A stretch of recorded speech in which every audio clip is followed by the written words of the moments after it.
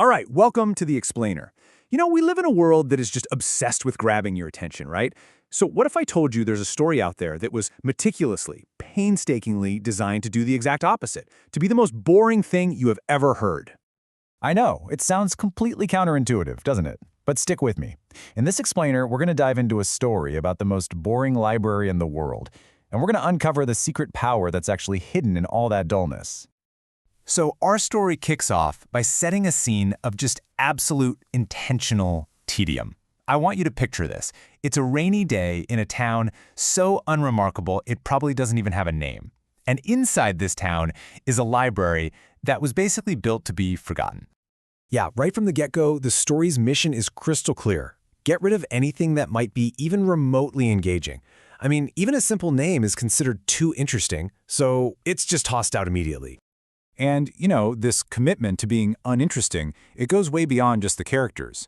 So how in the world do you build an entire world that is fundamentally, from the ground up, boring? Well, let's start by taking a look at the library itself. Okay, the irony here is just brilliant. Every single detail is crafted to actively remove drama. The library's collection, it's like a monument to non-events. Seriously, we're talking about books on roads that were maybe improved, maybe not, or committees that met just to decide to postpone other decisions. It's the polar opposite of a call to adventure.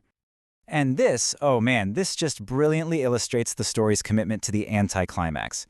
Just try to imagine a 389-page mystery novel where the big, central conflict is a form that goes missing, only to be found exactly where it should have been all along.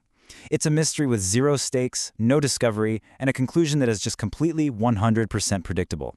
Even the environment is part of the strategy here. That repetitive, steady rain you hear about, that's not just weather. Think of it as a monotonous soundtrack for all the inaction happening inside.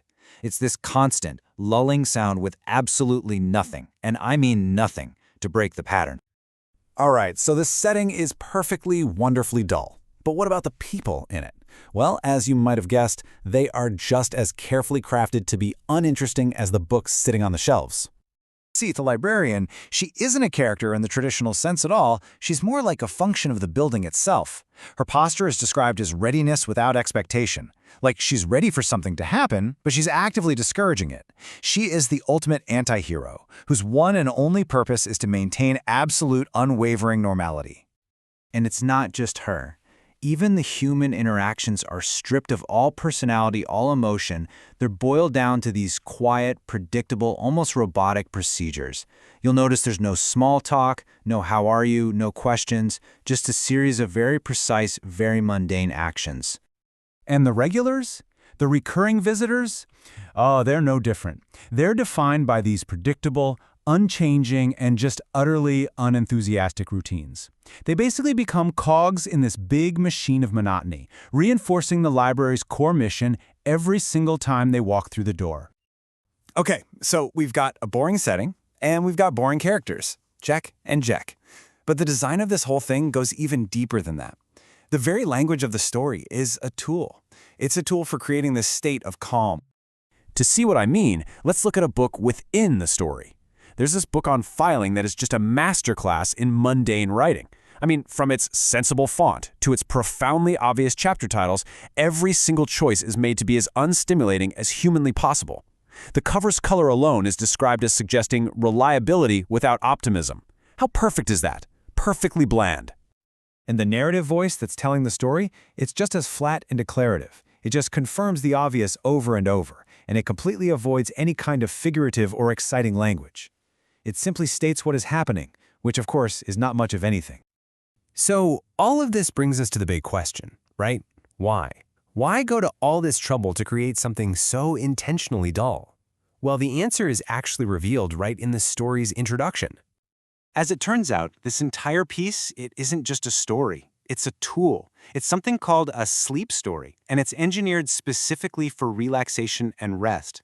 So all that boredom we've been talking about, it isn't a flaw in the writing, it's the entire point.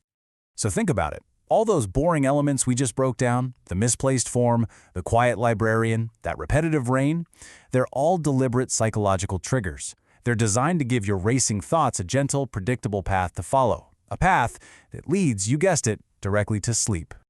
And really, that is the ultimate goal here. The story wants to be utterly unmemorable.